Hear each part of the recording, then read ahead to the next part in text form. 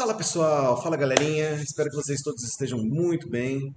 Bem-vindos ao canal do Tio Mal, aquele canal onde a gente vai falar sobre tudo, mas para você especificamente aluno de farmácia, eu vou falar sobre toxicologia.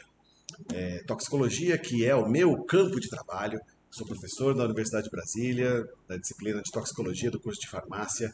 Então, para quem não me conhece e que está visitando esse canal no YouTube, por favor, vamos fortalecer o movimento.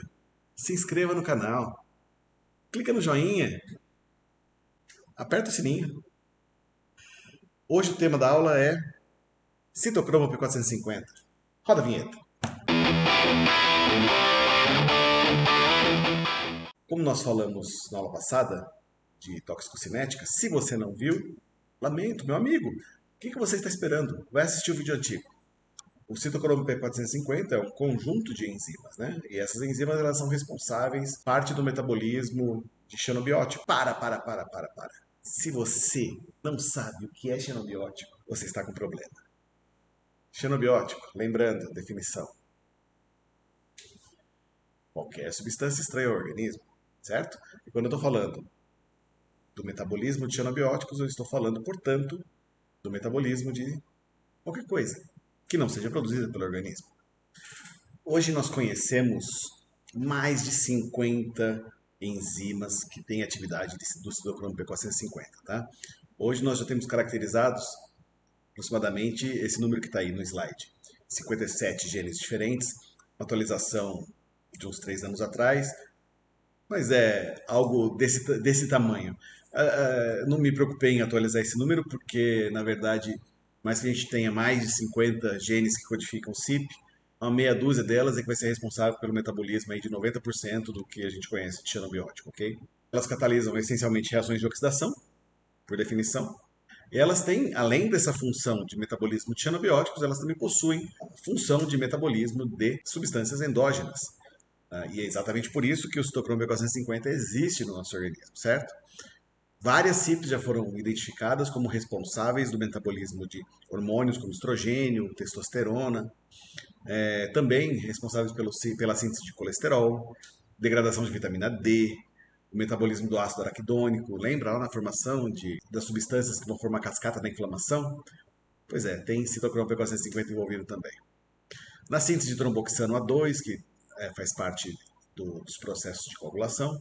Ou seja, o citocromo P450 tem envolvimento em uma série de funções endógenas, além de todas as funções que a gente conhece de metabolismo de xenobióticos.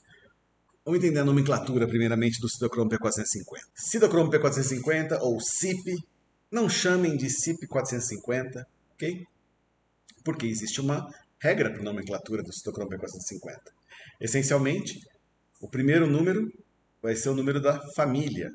Por exemplo, CYP1, CYP2, CYP3 e assim vai, até o CYP50. O que significa todas essas classificações de família?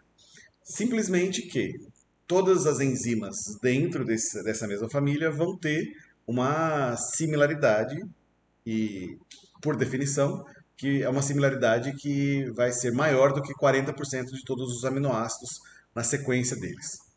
Ou seja, homologia maior do que de 40% dos aminoácidos da sequência. Já a subfamília da CYP vai ser uma letra maiúscula. Então, por exemplo, CYP1A, CYP2C, CYP3A.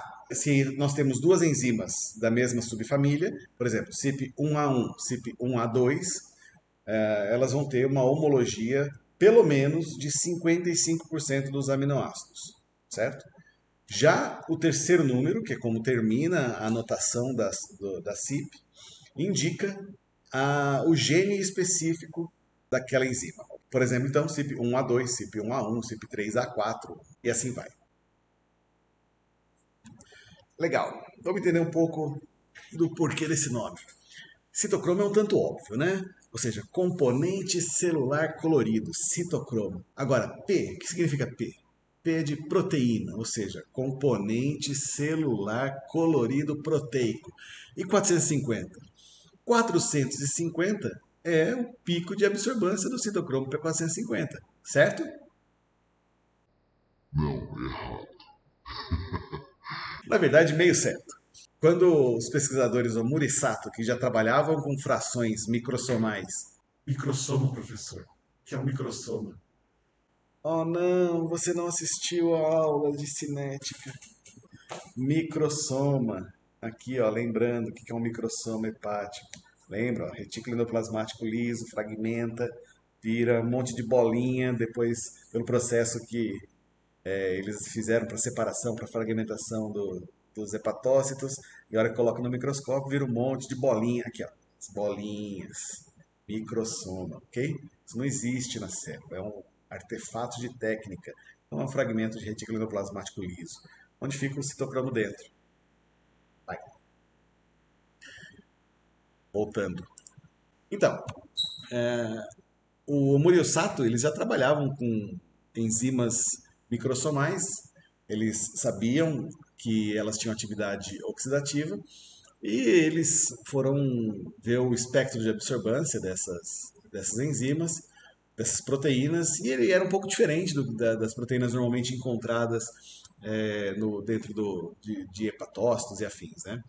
Essa proteína tinha uma característica de ter absorvância em 450 nanômetros. A grande questão é que só vai ter esse pico de absorvância quando ele estiver ligado ao monóxido de carbono, o que não é a condição natural do citocromo P450. Normalmente ele está ligado ao oxigênio ou água. E aí o pico de absorvância é lá para 420, é menor, tá? Mas acabou que pegou esse nome, tá? Então o citocromo P450 veio lá da década de 60 do século 20, o porquê desse nome. Então vocês já sabem o porquê que esse nosso amigo citocromo é assim chamado. Legal.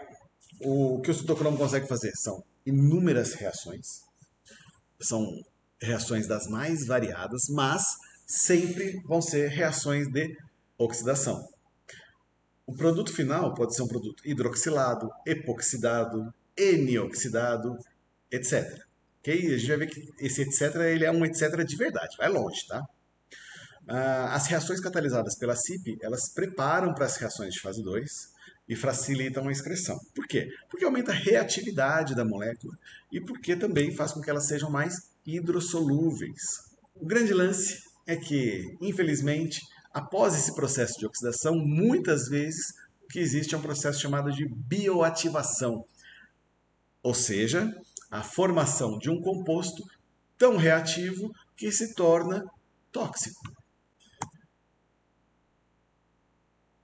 E é por isso que a gente tem esse esqueminha do xenobiótico podendo gerar aí um metabólito inativo e ser excretado, que é, vamos dizer assim, a situação ideal, o padrão ouro do que a gente gostaria que fosse, mas, ao mesmo tempo, acontece também a formação de metabólitos reativos. Esses metabólitos reativos eles podem ser excretados também, ok? Eles podem ser convertidos em metabólitos inativos, como vocês podem ver aí. Mas eles também podem se ligar a componentes celulares, enzimas, receptores, proteínas, membranas, DNA. E vejam, obviamente que o nosso organismo é muito espertinho, muito inteligente, como todo mundo sabe, e nós temos um monte de mecanismos de reparo. Esses mecanismos de reparo, uma vez que eles funcionam, ótimo, a gente tem detoxificação. Porém, se não houver reparo, ou se o reparo não for suficiente, ou se não for possível, o que nós vamos ter é toxicidade. Bem-vindos à toxicologia. Ripa na chulipa, bora entender esse trem. Aí, olha só que bonitinho. Temos um exemplo de uma CYP. Vocês devem conhecer essa notação de enzima, né? Temos aí a alfa-hélices, folhas beta, né? E se vocês observarem no meio, nós temos um amiguinho. Esse amiguinho nada mais é do que um anel protoporfirínico. Onde será que eu já vi anel protoporfirínico? Professor, anel protoporfirínico. Cara, a mesma coisa que tem lá na hemoglobina. Tanto o citocromo quanto a hemoglobina precisam de oxigênio para trabalhar. E a protoporfirina foi uma adaptação evolutiva aí muito legal. Afinal de contas, ela tem esse átomo de ferro no meio que consegue captar oxigênio de forma bastante eficiente. Só que existe uma diferença entre o citocromo P450 e a hemoglobina, tá? Que eu vou mostrar para vocês aqui agora. Aqui nós temos uma molécula de CYP. Especificamente, essa é uma CYP humana, CYP3A4. A CYP3A4, se vocês observarem, ela tem todas essas... Da mesma forma que aquela que eu mostrei para vocês lá no slide, ela tem várias alfa-hélices, tem folhas beta, mas ela tem aqui no meio, ó, vou dar um zoom aqui para vocês verem. Olha só que bonitinho. A gente tem um anel protoporfirínico. E se vocês observarem mais aqui no meio ainda, tem um átomo de ferro. Vou pedir que vocês prestem atenção nesse slide. Olha só que bonitinho, rodando aqui ao vivo para vocês. O que a gente tem? Nesse átomo de ferro central, a gente tem coordenado a ele 4 átomos de nitrogênio, tá? que são os componentes do anel protoporfirínico. Mas, na fração proteica da CYP, o que nós temos vai ser um resíduo de cisteína, no caso aqui da CYP3A4, é a cisteína que está na posição 421. Essa cisteína, se vocês observarem esse último átomozinho aqui dela, um átomo amarelo, é um enxofre. Esse enxofre também faz ligação de coordenação com o ferro. Olha só que bonitinho esse ferro. Isso só tem nas CYPs, todas as CYPs, tá? Todas as CYPs vão ter o núcleo dela, o núcleo protoporfirínico, que é o centro catalítico, vai ter essa cisteína coordenada. Por que isso é tão importante? Isto é importante para a funcionalidade dela, a gente vai ver já já o porquê.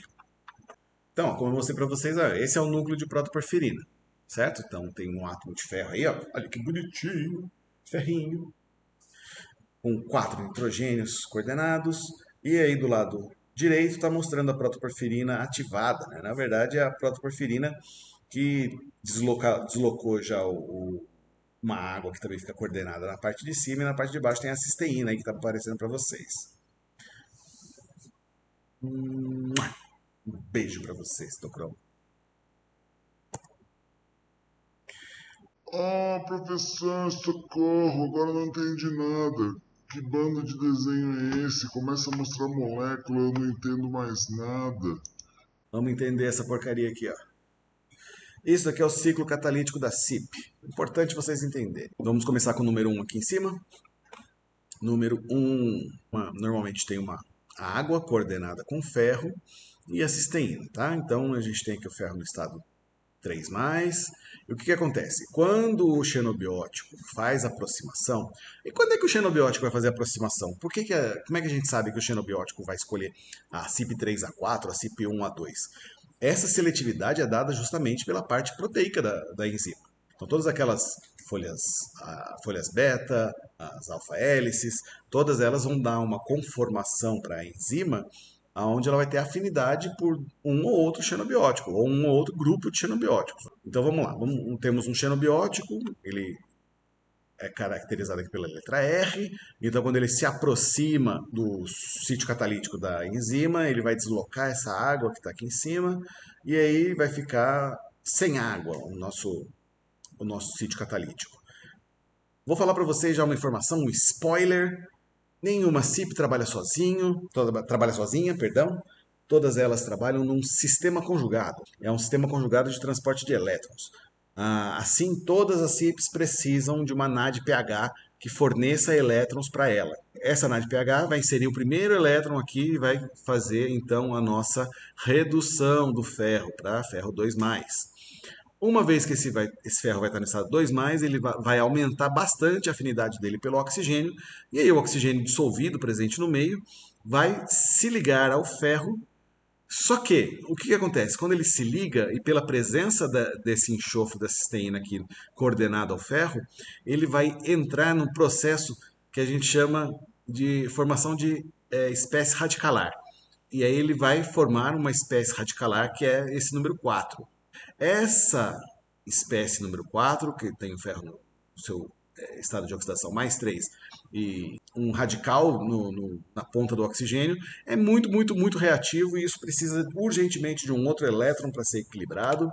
E no caso, quem fornece o elétron é a NADPH de novo, e entra um próton para equilibrar e formar então o que a gente chama de peróxido. Qual que é o lance? Aqui nós não temos mais um radical, Mas nós temos uma espécie que é muito, muito, muito reativa.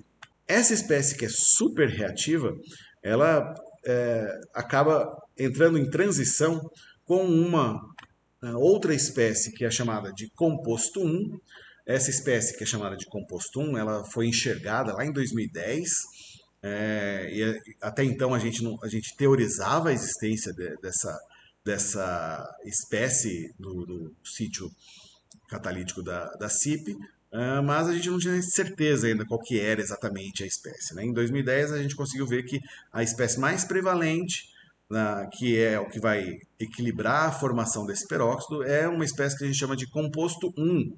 Esse composto 1 é uma espécie radicalar também, mas contém o ferro num estado de oxidação que a gente chama que é um estado de oxidação intermediário, tá? É um estado de oxidação 4.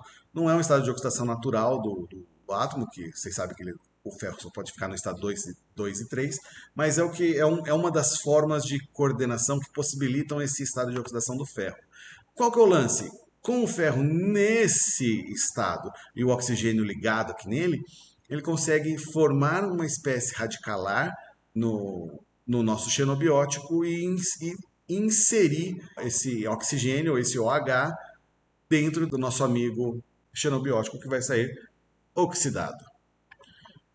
Vamos entender um pouco melhor como é que isso acontece. O estado intermediário que eu falei para vocês, o estado do composto 1, ele foi teorizado há tempos atrás e o que nós conseguimos enxergar foi a presença desses quatro possíveis estados, tá? Que estão aqui entre essas chavinhas. Que seria o ferro 3 com oxigênio protonado, o ferro 4 com oxigênio radicalar, o ferro 5 com uma ligação dupla e sem carga, né? E o ferro no estado 4 protonado e carregado, com carga radicalar, ok? Ah, o que nós conseguimos ver lá em 2010 que eu falei para vocês é que o estado que dura mais tempo é esse estado que foi chamado de composto 1, que é esse estado do ferro 4, tá? Então, ah, todos esses são estados de hiperexcitação do, do ferro. A gente tem a possibilidade de transferência do oxigênio para o xenobiótico por causa desse formato diferente, certo? E o que nós temos então é a passagem desse oxigênio liberando pro nosso xenobiótico, liberando o sítio catalítico do citocromo para atuar de novo. Vamos continuar aqui. Legal. Então, como eu falei para vocês, o citocromo P450, a CIP, ela necessita de uma NADPH redutase que forneça os elétrons para suas reações. A gente sempre vai encontrar a CIP dentro do retículo endoplasmático liso, aderido à membrana e com uma NADPH do lado. Existe um esqueminha mais bonitinho, fizeram a modelagem molecular de mecânica quântica para ver como é que essa CIP interage com a membrana, né? Então, existem diversos estudos computacionais que mostram para a gente aí como é que o citocromo interage com as membranas, né?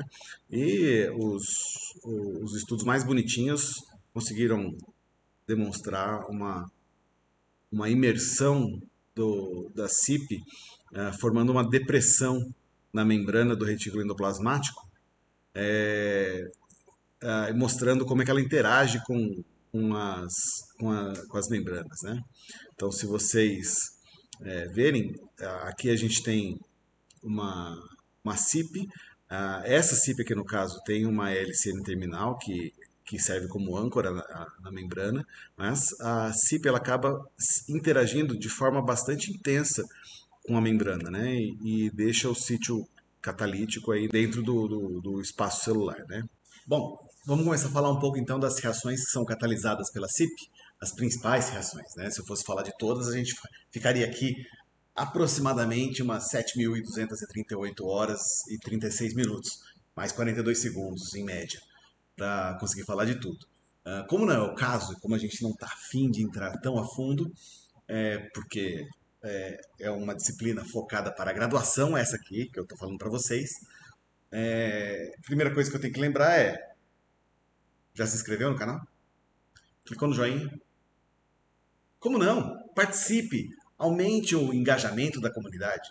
Vamos falar sobre farmácia, toxicologia e afins para o planeta. A primeira reação que eu vou falar para vocês então agora é hidroxilação aromática. A hidroxilação aromática, por definição, é uma reação catalisada pela CYP que hidroxila, portanto, algo que seja aromático. O caso mais clássico é o anel aromático mais comum que a gente conhece, que é o nosso amigo benzeno. O benzeno, quando biotransformado pelo citocromo B450, pode formar todos esses derivados. Vamos dar uma olhadinha neles um pouco mais de perto. O benzeno pode formar o fenol, que é o maior produto de metabolismo humano do benzeno, e vai formar em quantidades aproximadamente equivalentes tanto o catecol quanto o quinol e o ressorcinol. Ainda em uma quantidade menor, ele vai formar o 1,2,3-trihidroxibenzeno. Sim, obviamente que esses produtos de múltipla hidroxilação, eles acontecem após a hidroxilação do próprio fenol, ok? Então o fenol ele vai ser biotransformado em quinol, ressorcinol ou catecol e o fenol esses três últimos vão ser biotransformados no 1,2,3-trihidroxibenzeno. Vamos voltar aqui, ó, para vocês continuarem olhando para minha cara e não se esquecerem que eu estou aqui com vocês. É o canal do Tio Mal, afinal de contas. Vamos dar uma olhada aqui, é um outro tipo de hidroxilação aromática, mas não exatamente com o benzeno. Vamos olhar agora o clorobenzeno um pouco mais de perto aqui. O clorobenzeno, ele pode ser hidroxilado pela CYP, formando os produtos de biotransformação em orto, meta e para, certo? Então a gente vai ter três produtos principais de biotransformação e a gente vai entender como é que eles vão acontecer vendo os intermediários deles que estão descritos aqui no slide. Então a gente tem a formação de epóxidos como intermediários. Só que esses epóxidos eles quebram a aromaticidade do anel, fazendo com que não seja lá muito favorável, né, esse intermediário. Por isso, exatamente que para retomar essa aromaticidade, os compostos vão voltar então com a ligação pi, né, e vão acabar quebrando o epóxi. Como a gente pode ver, o produto de cima, o de ortohidroxilação, ele vem da quebra dessa ligação aqui de baixo que vocês estão vendo aqui no meu mouse, tá? Já em meta, ele pode ser produto tanto da quebra dessa ligação aqui desse carbono com oxigênio, como da quebra dessa ligação, da para, ok? Portanto, eu posso ter duas formas diferentes de obter esse mesmo produto, além da inserção direta em meta. Isso faz com que esse produto de meta-hidroxilação ele seja o mais prevalente na biotransformação da CYP do clorobenzeno. E para formar o produto de para-hidroxilação, o que a gente tem é a quebra desta ligação, formando de novo a aromaticidade do anel. E você acha que acaba aqui? Claro que não. Vamos lá, vamos entender um pouco agora da hidroxilação alifática. Ah não, química orgânica, aromático, alifático, do que se trata isso? Jesus amado. Vos apresento Tratado de Química Orgânica.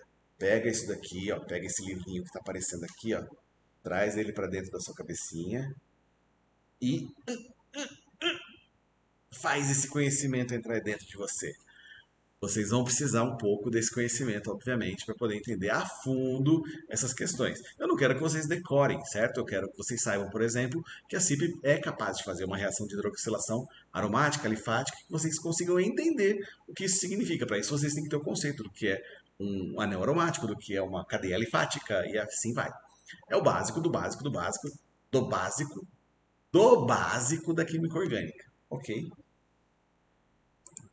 Voltando.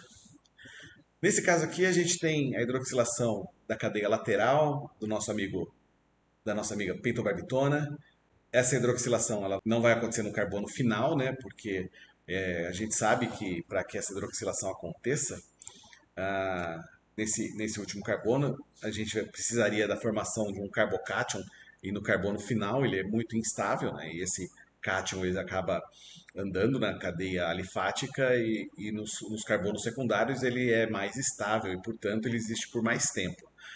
Nesse formato, a gente vê então que o principal metabólito da pentorbitona é na hidroxilação nesse segundo carbono da cadeia, ok? Professor, eu não entendi. Pausa, assiste de novo, põe na velocidade 0,5 para minha voz ficar bem assim. E você vai conseguir fazer à vontade o que você está pretendendo. Aí quem entender esse conteúdo, espero, né? Lá.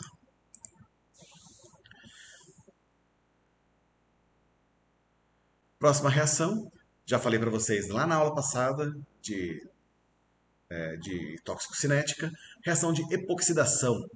Mostrei para vocês também que um intermediário da reação de hidroxilação aromática pode ser um epóxido. O lance é que, como tem quebra da aromaticidade, naquele caso que eu mostrei para vocês, aquele epóxido ele acaba ficando muito pouco tempo, ele não tem a menor estabilidade, né? E por que que aqui fica? Dá uma olhada no que a gente tem aqui no benzopireno, né? Nosso amigo, querido, amado benzopireno. O epóxido do benzopireno, ele é formado nas diversas posições. Se você se lembra, existe uma região da Bahia onde o epóxido formado não consegue ser quebrado pela enzima epóxido-hidrolase, só retomando o conteúdo da aula passada, certo? Mas, vejam vocês, quando eu tenho a perda da aromaticidade de um dos anéis, eu tenho mais outros 4 anéis, aí, no caso do benzopireno, que vão equilibrar por ressonância essa perda de aromaticidade e, portanto, este epóxido ele é mais estável que aquele outro epóxido que eu falei para vocês que só tinha um anelzinho, não tinha como ele ter a ajuda dos coleguinhas que não existiam, né? Para fazer uma ressonância e colaborar, né, nessa estabilização. Mas essa substância tem, né? Então, esse epóxido ele acaba sendo mais estável, ele não quebra tão rapidamente. Isso é bom para a molécula, mas é ruim para a gente, tendo em vista que eu vou ter um epóxido com maior estabilidade e, portanto, mais chance de reação com componentes celulares, como DNA, como proteínas e afins, né? Lipídios e tal. Andando. Aqui eu tenho as minhas favoritas. As reações de desalquilação. Eu vou ter as desalquilações em nitrogênio, que seria desalquilar, seria retirar um grupo alquil. Né? Quando eu falo de grupo alquil, eu posso estar falando de metil, etil, tal, propil, mas o mais comum para fins toxicológicos são as desmetilações. Tá? Então, as reações que catalisam a retirada de um grupamento metil que esteja anexado a um nitrogênio, um oxigênio ou um enxofre. Vamos falar um pouquinho de cada uma dessas reações. Massa, N-desalquilação. A N-desalquilação, que acontece para diabo, tudo que é lugar do nosso corpo, ela é muito comum e é muito comum.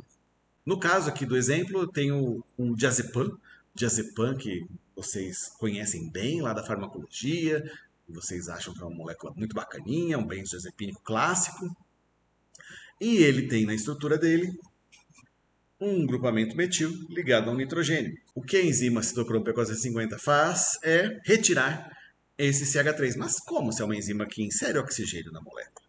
O mecanismo de ação está descrito aqui no que no slide está sendo chamado de figura 1.5, que é obviamente que eu tirei de um livro. E vejam só o mecanismo de formação desse metabólito. Como eu falei para vocês, o citocromo P450 consegue fazer reações de oxidação, certo? Então, a oxidação que vai acontecer nessa molécula do diazepam nós temos a inserção do oxigênio ligado ao carbono, ok? Então, no ciclo catalítico lá da enzima, a gente vai ter a formação de um radical aqui nesse carbono, e esse radical vai aceitar, então, o oxigênio que estava ligado ao ferro lá da enzima. O grande problema é que o oxigênio, quando ele se liga aqui ao carbono, ele vai formar um intermediário instável. Né? Eu vou ter dois átomos que são razoavelmente eletronegativos, como o oxigênio e o nitrogênio, tentando compartilhar os elétrons aí do carbono. e isso acaba não sendo muito legal para o carbono, né? Vamos dizer assim, ele vai ficar sendo puxado para os dois lados e isso é bastante instável. E quem é mais eletronegativo no caso é o oxigênio, se vocês se lembram lá da tabela periódica. Como o oxigênio ele é mais eletronegativo, ele carrega o elétron do nitrogênio, ele ganha a disputa e o que acaba acontecendo é a saída do metil juntamente com o OH, formando o que nós temos como produto de metabolismo, que é o formaldeído, isso aqui é um aldeído, ok? E a nossa molécula N-desmetilada. E isso aqui vai ser comum também às outras desmetilações. Vamos ver um pouquinho aqui. Olha só, a N-desalquilação, outro caso aqui, temos a cafeína como exemplo, não mais o diazepam, certo? A cafeína, olha só que linda. Ela tem 3 grupamentos metil ligados a nitrogênios. Todos esses grupamentos metil podem ser retirados da molécula e eles vão ser retirados formando então um metabólito desmetilado. E vejam que dependendo da posição que eu quero retirar esse grupamento metil, vai ser uma enzima diferente. No caso que eu tenho 2 enzimas que conseguem fazer essa desmetilação no nitrogênio 1 e no nitrogênio 7. A enzima específica que vai ser responsável pela desmetilação é a CYP2E1 e no caso do nitrogênio 3 eu tenho a CYP1A2 fazendo essa desmetilação. Sempre que eu retirar um grupamento metil, eu vou ter formação então do formaldeído e vou ter a liberação, no caso da desmetilação em N1 de teobromina, da desmetilação em N3 de paraxantina e da desmetilação em N7 da teofilina. Ah, quer dizer então que todo mundo que faz ingestão de cafeína, uma substância de abuso perigosíssima que eu ingiro as toneladas por dia, ela vai ter no seu corpo esses 3 metabólitos, teobromina, paraxantina e teofilina. Pô, isso aqui era medicamento que eu me lembro, hein, lá da farmacologia? Pois é, sim, nós vamos ter todas essas substâncias, a não ser que eu tenha deficiência genética de algum tipo dessa CYP, e que pode ser incompatível, inclusive, com uma sobrevivência simples. Vamos ver outra desmetilação. Ah, agora nós temos a O-desmetilação, ou seja, a desmetilação de um oxigênio. No caso aqui à esquerda eu tenho uma molécula de codeína. Codeína que é um analgésico opioide, ele tem ação, portanto, de retirar a dor e também como antitussígeno, caso vocês não se lembrem.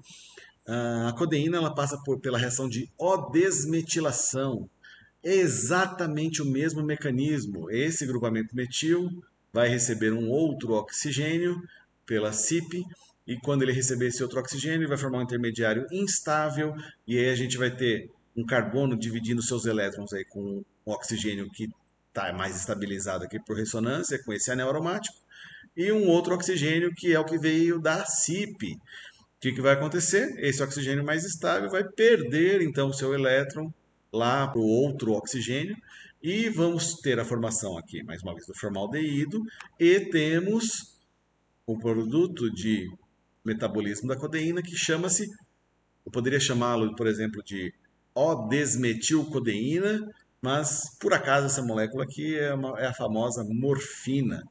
Ah, quer dizer então que quem ingere codeína vai ter morfina no organismo como metabólito? Sim, e ela é muito mais ativa que a codeína. Massa. Vamos lá. Outra desmetilação. A S-desmetilação, mesmíssimo caso. Agora tem a S-metiltilpurina. Tenho então um grupamento metil ligado a um enxofre. Ele vai receber da mesma forma um oxigênio nesse grupamento metil e vai ter então a disputa dos elétrons. E mais uma vez, quem vai ficar com a, com a carga aí do carbono e os elétrons que ele carrega junto? É o oxigênio, então temos aqui o nosso amigo formaldeído e o produto de S-desmetilação, sendo a tiopurina, né? Como produto final. Próximo. Temos a desaminação oxidativa. A desaminação oxidativa, no caso aqui, eu vou retirar uma amina, certo? Então, terminamos as desalquilações, terminamos aqui os casos de, de retirada de grupamento alquil, agora eu vou tirar um grupamento amina. No caso, nós temos aqui uma molécula básica de anfetamina, Ela também vai ser hidroxilada pelo citocromo P450. E vejam, aqui eu vou ter também um intermediário instável. É esse intermediário aí formado pela anfetamina hidroxilada. E se vocês observarem aqui no meio, eu consigo enfiar meu dedo aqui pela frente do slide. Não vai. Que droga de edição, hein? É, se vocês forem observar aqui nesse lindo slide, o que eu tenho como formação de intermediário instável, ele acaba sendo equilibrado pela saída do nitrogênio. Mas como assim? Normalmente eu não tinha a retirada do carbono junto com a hidroxila? Sim, mas lembrem-se, agora neste caso aqui eu tenho o meu oxigênio ligado ao carbono e esse carbono ele não é mais o carbono que está vamos dizer assim, sozinho, né? Ele está no meio de uma cadeia. E se eu tivesse esse oxigênio sendo ligado ao NH2, aí a gente poderia fazer outra discussão de como é que seria o produto final. Nesse caso aqui, a estabilidade, como o oxigênio ele é mais eletronegativo, ele acaba ficando ligado ao carbono e quem sai é o nitrogênio. Então, é o que a gente tem aqui, a saída da anfetamina. Próxima reação catalisada pela CYP, nossa amiga N-oxidação, a simples inserção direta do oxigênio no par de elétrons livre que existe nesse nitrogênio bonito aqui da 3-metilpiridina. Essa inserção é bastante simples, se vocês se lembram lá do ginásio, o pessoal chama isso de ligação dativa, né? Mas espero que vocês tenham aprendido que ligação dativa nada mais é que uma ligação covalente também. A única forma é como os elétrons são compartilhados, que muda um pouquinho, né? E nesse caso, a gente tem uma linda, um lindo metabólito que é a 3-metilpiridina N-óxido. Ok? Esse é o nome do metabólito. Outra N-oxidação, aqui não é mais um nitrogênio que está dentro de um heterocíclico, mas sim tem o nitrogênio fora na cadeia carbônica lateral, né? Do, fazendo a hidroxilação ou a N-hidroxilação do acetilaminofluoreno. Esse metabólito é um metabólito N-hidroxilado. Próxima reação, S-oxidação. Também da mesma forma que a gente tinha a inserção lá do oxigênio diretamente no nitrogênio, aqui a gente pode inserir também o oxigênio no enxofre. As reações de S-oxidação elas são bastante conhecidas também. Aqui no exemplo eu tenho a clorpromazina, que é um antipsicótico. Esse antipsicótico ele pode ser biotransformado por S-oxidação, uma reação catalisada pela CYP também, formando esse metabólito que é inativo. Eu tenho aqui um outro esqueminha para explicar a reação de S-oxidação. Se vocês observarem que tem o sítio catalítico lá da CYP, com o composto 1, está na forma radicalar, e aí eu vou ter essa retirada de um elétron aqui do enxofre, que vai estabilizar o radical do composto 1, e quem vai ficar radicalar aqui é o enxofre, e esse enxofre, então, ele vai aceitar o oxigênio que está ligado ao composto 1, aqui já não é mais composto 1, na verdade, né, que ele já foi estabilizado. Ele vai pegar esse oxigênio e vai se conjugar a ele. Existem outras reações possíveis de acontecerem aqui, e aí são outros metabólitos possíveis, mas não vem ao caso agora para o que eu quero explicar para vocês. Aí temos outras oxidações. Essas oxidações envolvem a substituição, por exemplo, de um enxofre por um oxigênio. Isso é chamado de uma reação de dessulfuração. Essas reações elas formam normalmente produtos de biotransformação mais ativos do que os produtos os originais, que eram sulfurados. Então eu tenho, por exemplo, pesticida chamado Paration. Ele é convertido a paroxon pelo citocromo B450 pela reação de dessulfuração. Acontece a mesma coisa com o tiopental. O tiopental é um anestésico central, ele tem bastante ação, mas o pentobarbital, que é o metabólito dele, que tem a substituição aí do enxofre pelo oxigênio, ele ele é ativo, bastante ativo também, tem ação até mais longa, tá? É responsável inclusive pelos efeitos de sedação tardia que está associada com o uso do tiopental. Que, tipo, a pessoa volta, acorda da cirurgia depois de ter sido sedada com o tiopental e de repente começa a entrar no estado de sedação de novo por causa desse metabolismo, tá?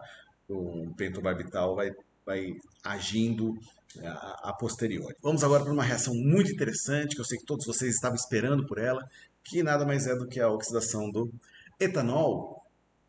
Etanol, molécula presente everywhere no espaço universitário, considerando que principalmente hoje em dia estamos todos nos precavendo.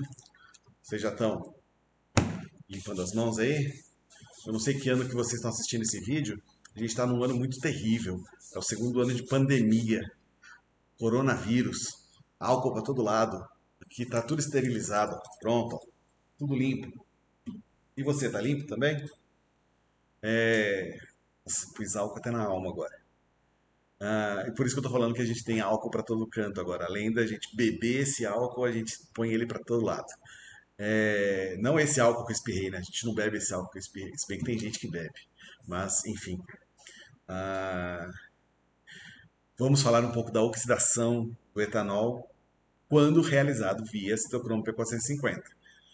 Quando eu for falar sobre álcool, lá quando eu estiver falando sobre drogas e eu for explicar para vocês o metabolismo do álcool, eu vou mostrar que essa é uma das formas de metabolismo do álcool. Tá? Existem ainda outras enzimas não microsomais que catalisam a biotransformação do álcool, mas não é o caso dessa reação que eu vou mostrar para vocês, porque eu estou falando de CYP hoje, certo? Então, a CYP ela consegue metabolizar o álcool da mesma forma como ela faz com as outras moléculas, inserindo aí uma hidroxila. Mas dá uma olhada agora. O coitado do carbono do etanol está com duas hidroxilas ligadas a ele. E isso, obviamente, é um intermediário instável e isso é quebrado facilmente liberando água. E o nosso amigo acetaldeído como metabólito do álcool. Esse acetaldeído, ele é um dos principais responsáveis pela sensação de ressaca, né? Aquele gosto de cabo de guarda-chuva na boca. Se é que você já chupou um cabo de guarda-chuva, você deve saber do que eu estou falando. Não, eu nunca chupei, só vi isso em livro, tá? E esse é o mecanismo de formação do acetaldeído pela CYP. E, por fim, das reações que eu gostaria de mostrar para vocês, temos as reações de desalogenação oxidativa. No caso aqui eu tenho o alotano. O alotano ele é um anestésico inalatório, um gás, e ele é biotransformado pela CYP, formando esse produto de desalogenação. Vejam que ele perde tanto bromo como cloro. Vamos dar uma olhadinha aqui, eu tenho uma outra forma de mostrar isso para vocês. Se vocês olharem aqui, eu tenho tanto o cloroforme quanto o alotano, ambos passam por desalogenação oxidativa via citocromo P450 e a reação que acontece ela é bem parecida com o que a gente já viu. Para que eu tenha a formação do meu metabólito, eu preciso primeiro formar um radical aqui no meu xenobiótico, certo? E isso é induzido por aqui pelo composto 1, que tá colocado aqui como ferro ligado com uma dupla oxigênio. E quando eu tenho a formação dessa espécie radicalar, eu vou ter o ferro vai estar então ligado a uma hidroxila que vai ser passada para esse radical. E o que acontece? Quando eu passo a hidroxila para cá, eu formo um metabólito que é obtido após a desalogenação. Então, esse hidrogênio da hidroxila e o bromo vão sair na forma de ácido bromídrico e eu vou ter a formação desse primeiro metabólito, que é um metabólito que ainda está clorado, certo? Acontece a mesma coisa com ele, liberando um ácido clorídrico para formar aquele metabólito final que eu mostrei para vocês no slide, já já eu apareço com ele de volta. Se vocês observarem aqui no cloroforme, eu tenho um carbono ligado a três átomos de cloro, e vai acontecer exatamente a mesma coisa com ele, liberando também um ácido clorídrico e formando essa espécie clorada aqui. O metabólito final acaba que ele é um ácido, tá? Um ácido desse composto fluorado. Por fim, acho que era isso que eu queria mostrar para vocês. Para finalizar, é importante que vocês saibam que existem muitas outras reações que o citocromo P450 pode fazer. Eu mostrei para vocês aquilo que é, vamos dizer assim, mais usual, mais comum, mais focado para a graduação, e são as reações que a gente vai usar mais durante o curso, tá? Então, mais para frente, ou praticamente em todas as próximas aulas, os vídeos que vocês vão ver e vão curtir para engajar o nosso canal, provavelmente vocês vão ouvir falar em várias dessas reações, vocês vão ouvir falar demais nas desalquilações, nas oxidações, e é por isso que eu precisava falar um pouco para vocês das principais reações que o citocromo P450 faz. Espero que vocês tenham gostado. Deixa aí nos comentários tudo que vocês acharam de errado, tudo que vocês não entenderam. Vou tentar responder para vocês na medida do possível. Quem for aluno da minha disciplina aqui na UNB, obviamente que nós vamos conversando e temos os nossos encontros para tirar dúvidas e espero que esse vídeo seja apreciado por vocês e que vocês tenham gosto pela matéria, porque quando a gente fala de biotransformação, é importante que vocês tenham em mente que é um dos principais motivos da existência de toxicidade de um monte de xenobióticos, tá? Boa parte dos xenobióticos não são muito reativos, mas eles se tornam reativos após os passos de metabolismo. Por isso que eu preciso que vocês entendam essas reações para saberem da onde que saem os processos de toxicidade. É isso. Então, deixa nos comentários o que vocês acham, o que vocês gostaram, o que vocês não gostaram. Haters, fiquem à vontade para escrever. Quanto mais vocês escreverem, mais vocês ajudam a engajar o canal também. A gente precisa de números, certo? Esse pode não ser o melhor canal do mundo, mas pelo menos é o mais divertido associado à toxicologia. E o conteúdo aqui é de primeira. Eu que tô falando, isso eu faço conteúdo, então obviamente eu vou ter que falar que é de primeira, né? Se eu falasse que não, é uma porcaria, eu estaria sendo Murilo Couto aqui, não é o caso. Nos vemos mais nas próximas aulas. Um abraço. Vão em paz. Tchau.